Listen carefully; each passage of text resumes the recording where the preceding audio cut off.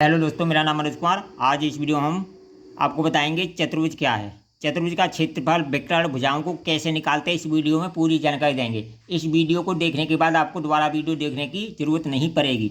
इसमें हमने एक आयत, समांतर चतुर्भुज, वर्ग, समलंब चतुर्भुज और समचतुर्भुज लिया हुआ है। ठीक है, इनके बारे में डिटेल से हम आपको बताएंगे। अब देखिए, चतुर्भुज क्या है, यानी चारों भुजाओं से बनी हुई आकृति को हम चतुर्भुज कहते हैं। ठीक है, नंबर एक आता है आयत।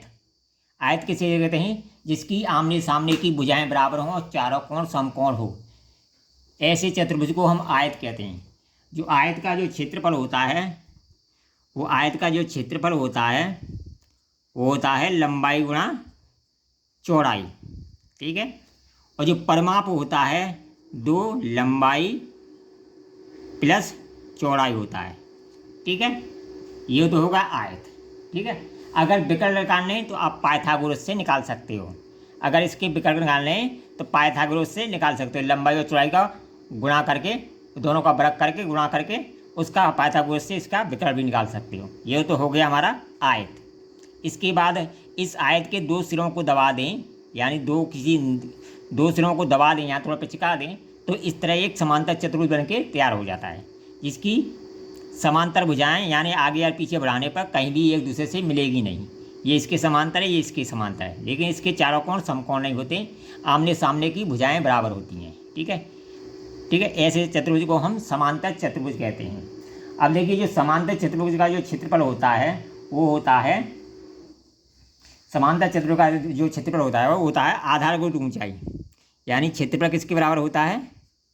क्षेत्रफल बराबर होता है आधार गुणित ऊंचाई के बराबर होता है। आधार ये एक भुजा होगी और ऊंचाई इसकी निकालनी पड़ती है।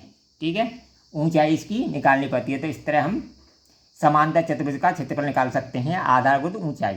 और परिमाप इसका वही होता है 2 लंबाई गुणा चौड़ाई। ठीक है, इसके बाद आता है वर्ग। वर्ग का क्षेत्रफल तो आपको मालूम होगा, भुजा का स्क्वायर होता है, यानी ये भुजा का स्क्वायर होता है, ये इसका क्षेत्रफल। परिमाप होता है भुजा गुणा 4, भुजा गुणा 4, ये तो होता है इसका परिमाप। ठीक है, भुजा गुणा 4। अगर इसकी हमें वो निकालना है, अगर भुजा निकालनी है इसकी, जैसे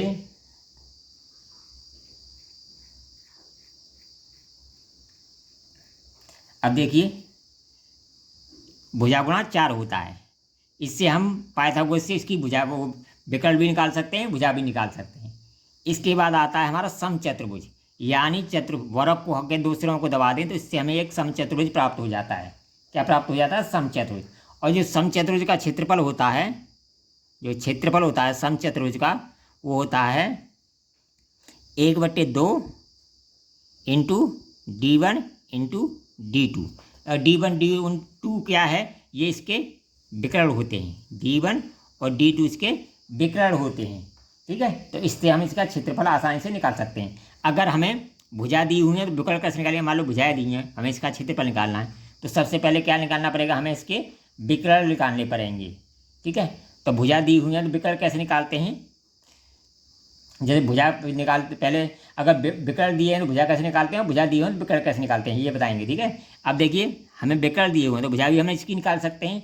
तो भुजा निकालने के लिए, जैसे भुजा हमें निकालनी है, इसकी भुजा निकालनी है तो इसकी करेंगे, भुजा निकालने के लिए 1/2 अंडर रूल में D1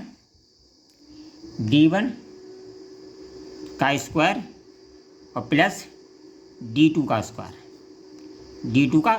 इस तरह हम इसकी भुजा भी आसानी से निकाल सकते हैं। ठीक है, तो ये तो हो गया हमारा समचतुर्भुज। इसके बाद आता है हमारा समलंब चतुर्भुज, यानी समलंब, इसके लंब बराबर होते हैं, यानी ऊंचाई कहीं भी नापो बराबर होगी ऊंचाई। ठीक है, ऊंचाई बराबर होती है, तो ऐसे चतुर्भुज को हम समलंब चतुर्भुज कहते हैं। अब देखिए, समलंब चतुर्भुज का क्षेत्रफल होता है हमारा, वो होता है, अब इसका जो समलंब चतुर्भुज है, इसका जो क्षेत्रफल होता है हमारा, क्षेत्रफल बराबर होता है 1/2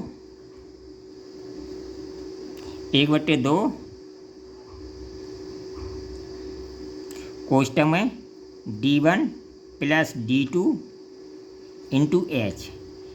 D1 इसके विकर्ण हो गए D1 D2, इसके विकर्ण हो गए, उनका आधा इंटू एच, इसकी ऊंचाई का गुणा कर दें तो इसका क्षेत्रफल निकल आता है। ठीक है, अगर वीडियो पसंद आए तो कमेंट करें, लाइक करें, शेयर करें। फिर मिलेंगे न्यू वीडियो में।